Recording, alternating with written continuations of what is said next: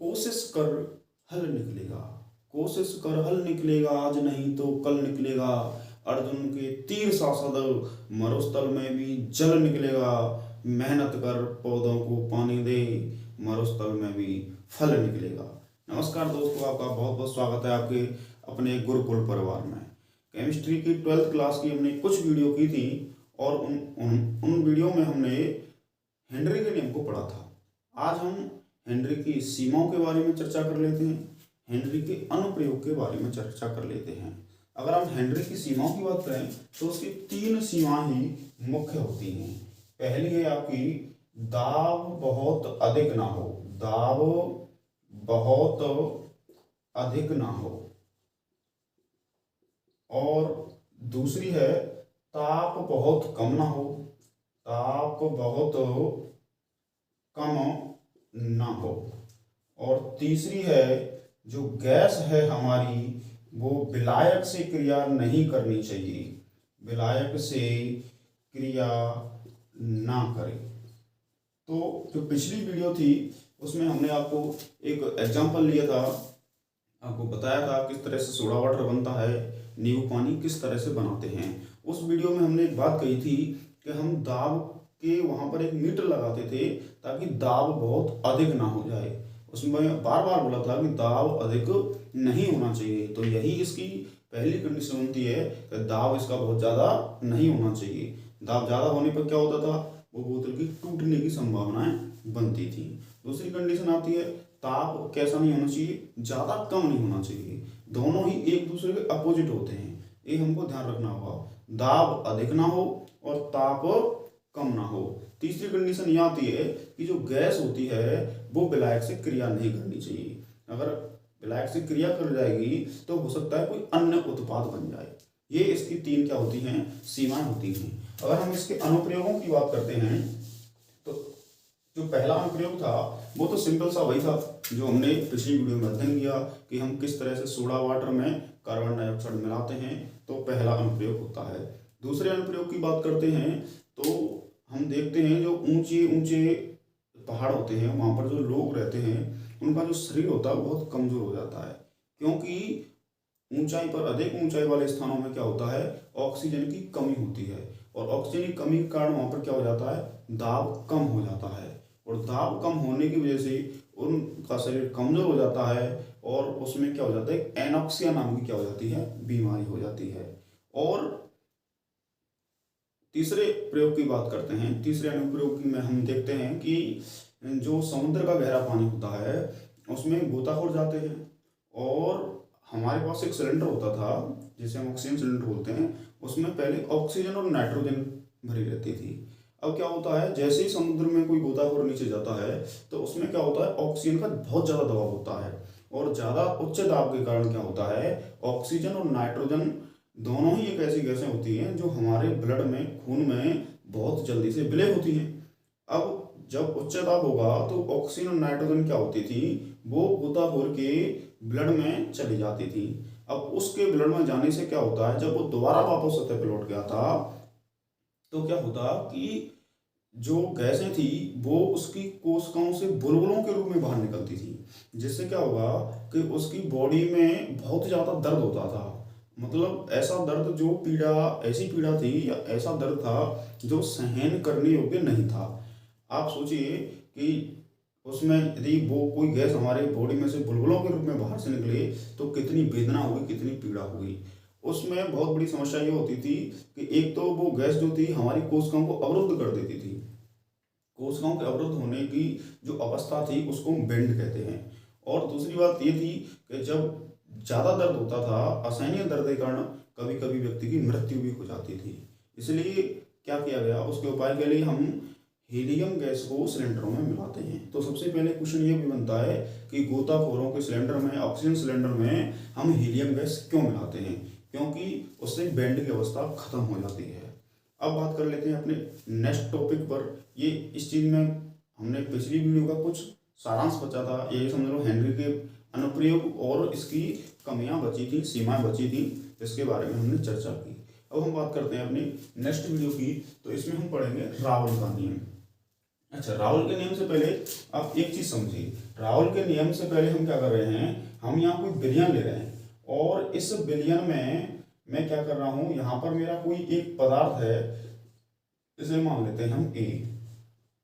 और आप बताइए जब ये यहाँ से बंद होगा तो इसमें कोई ना कोई वाष्प उत्पन्न होगी यहाँ पर, जिसको मैंने कह दिया पी ए नॉट। इस पी ए नॉट को पूछा जाए कि ये क्या चीज है, तो हम कह सकते हैं कि पी ए नॉट क्या है, शुद्ध ए मिला हुआ है। इसमें क्या है, ओनली केवल एक ही प्रोडक्ट है ए, जिसके कारण हम कह सकते हैं कि शुद्ध विलायक की वाष्प दाब। अगर मैं कोई दूसरा विलयन लेता हूं और उस विलयन को क्या करूं, इसमें दूसरा कोई प्रोडक्ट ले लेते हैं बी, इसमें जो वाष्प दाब उत्पन्न होगी, इसको बंद करेंगे तो इसमें कोई वाष्प दाब उत्पन्न होगी, तो उसको हमने बोल दिया पी बी नॉट। इसका मतलब ये हुआ कि बी का शुद्ध बी विलायक का जो वाष्प दाब है वो पी वी नॉट है और ए का जो वाष्प दाब है वो पी ए नॉट है। हम ये भी कह सकते हैं कि जब हमारे पास यहाँ विलयन भरा हुआ है तो यहाँ पर कुछ न कुछ वाष्प होगी और जो वाष्प है वो इधर दबाव उत्पन्न करेगी, दाब उत्पन्न करेगी, जिसे हम बोलते हैं वाष्प दाब, अर्थात वाष्प के द्वारा लगाया गया दाब वाष्प दाब कहलाता है। अब अगर मैं इन दोनों को कंबाइंड कर दूं, क्या कर दूं, कंबाइंड कर दूं, तो क्या होगा, तो आपका रावल का नियम निकल के आता है। अब देखिए अगर हम बात करते हैं रावल के नियम की, कि यदि देखिए माना किसी बंद पात्र में दो वाष्पशील द्रव उपस्थित हैं, कौन कौन से, एक है ए और एक है बी। यदि घटक ए तथा बी के वाष्प दाब को पी ए तथा पी बी और उनके मोल अंश क्रमशः एक्स ए और एक्स बी हैं, तो क्या होता है, तो रावल का नियम क्या होता है। सबसे पहली बात यह है कि अगर मैं यहाँ ये लिख देता हूँ एक्स ए क्या चीज है, एक्स के द्वारा ए के क्या है, मोल अंश।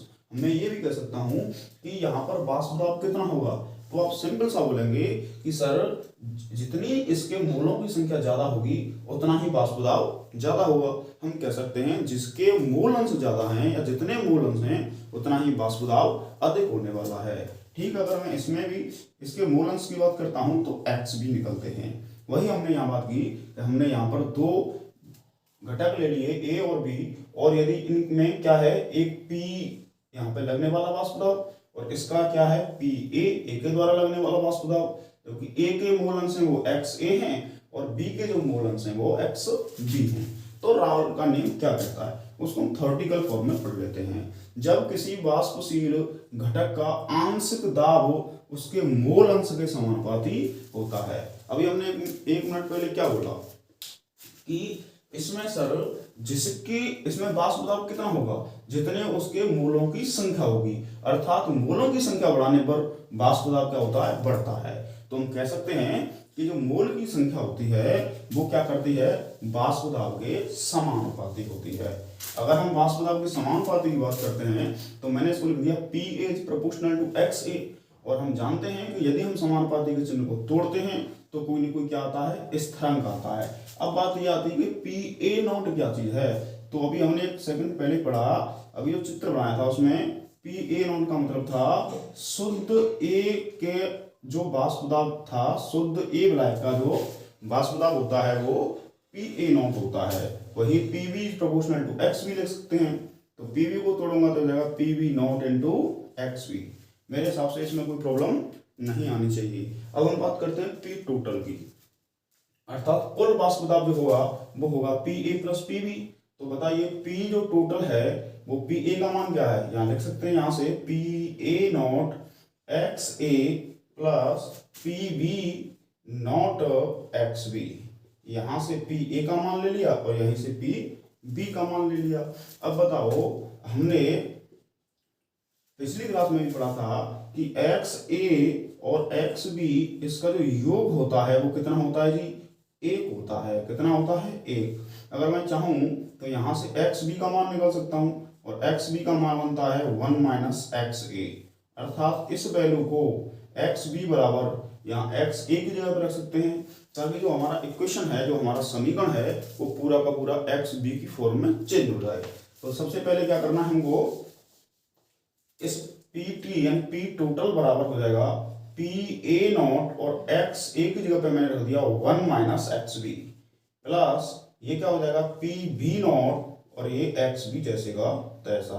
इसमें अगर मैं मल्टीप्लाई करता हूँ अंदर तो ये हो जाएगा P A naught minus P A naught X B plus P B naught जैसे का तैसा और ये हो जाएगा एक्स बी। अब बताओ इनमें से क्या कॉमन आ रहा है, एक्स बी कॉमन आ रहा है। चाहो तो एक स्टेप और बढ़ा सकते हैं हम, इसको लिख लें पी टोटल बराबर P A naught minus plus वाली टर्म को पहले लिख लेते हैं P B naught X B, P B naught X B minus P A naught X B.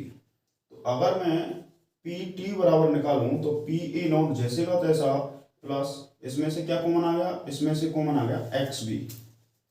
इधर क्या बचेगा जी, इधर बचेगा P B naught minus P A naught into X B. ये हमारा इंपोर्टेंट समीकरण है। अतः हम कह सकते हैं कि जो हमारा पूरा का पूरा वाष्प दाब है, जो हमारा पूरा का पूरा वाष्प दाब है वो पूरा का पूरा वाष्प दाब इस एक्स बी पर क्या करता है, डिपेंड करता है। दूसरी कंडीशन, अगर इस ग्राफ की बात करते हैं तो इसमें हमने ग्राफ बनाया इधर पर, तो हम यहाँ देखते हैं कि इसमें क्या है, दो ग्राफ एक साथ कंबाइन कर दिए, इसलिए कंफ्यूज होने वाली बात नहीं है। अब देखिए यहाँ पर क्या, इस पॉइंट पे अगर मैं बात करता हूँ तो मैंने यहाँ लिया एक्स ए का मान 1। इसका अर्थ ये निकलता है कि जब एक्स ए का मान 1 है तो एक्स बी तो है ही नहीं। अगर एक्स बी नहीं है तो तुम बताओ वाष्प दाब किसका होगा, जब टोटल हमारे टर्म्स, जब हमारा पूरा एक्स बी है ही नहीं, हमारे पास बी एलिमेंट ही नहीं है, टोटल का टोटल जो हमारा वाष्प दाब वो ए का है, तो वाष्प दाब ए का बनने वाला है। इसलिए हम यहाँ पर सबसे ज्यादा वाष्प दाब होता है वो ए का होता है। अब जैसे जैसे जैसे हम इधर चलते हैं तो एक्स ए हो जाता है 0 और एक्स बी का मान हो जाता है 1। इसका मतलब ये है कि ए के मूलों की संख्या कम हो रही है जबकि बी के मूलों की संख्या बढ़ रही है। तो इससे सीधी सीधी बात ये निकल के आएगी कि जब ए के मूलों की संख्या कम हो रही है तो उसका वाष्प दाब भी धीरे धीरे क्या होने लगेगा, कम होने लगेगा। जब एक्स बी के मूलों की संख्या बढ़ रही है तो जो पी बी का दाब है वो क्या है, सबसे ज्यादा ऊपर जाएगा या बढ़ने लगेगा। ये सिंपल सी बातें थी और आगे की बात करेंगे नेक्स्ट वीडियो में। आप इसका स्क्रीनशॉट ले सकते हैं। धन्यवाद।